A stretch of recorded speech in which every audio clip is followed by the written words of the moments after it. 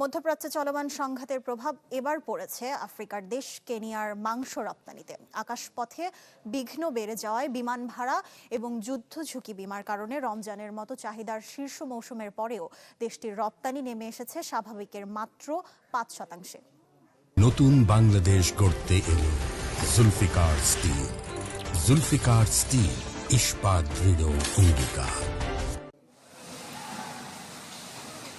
কেনিয়ার জন্য মধ্যপ্রাচ্য দীর্ঘদিন ধরেই মাংসের অন্যতম বড় বাজার।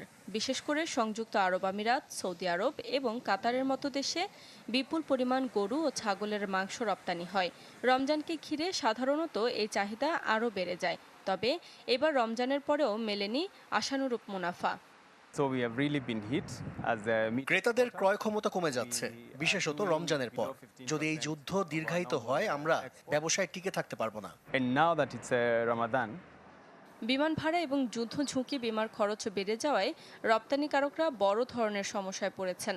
ফলে রমজানের মতো চাহিদার শীর্ষ মৌসুম পার হওয়ার পরেও রপ্তানি নেমে এসেছে স্বাভাবিকের থেকে মাত্র ৫%।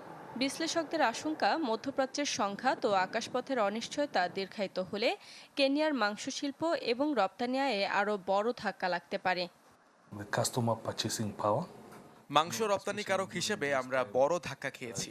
স্বাভাবিক সময়ের তুলনায় এখন আমরা 15%-ও কম রপ্তানি করছি, আর রমজান চলাকালীন এটি 5%-ও নিচে নেমে এসেছে।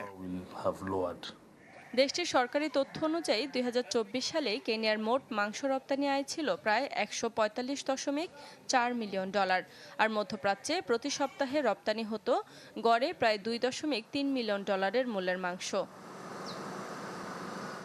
শারমিন মাহমুদ, চ্যানেল 24।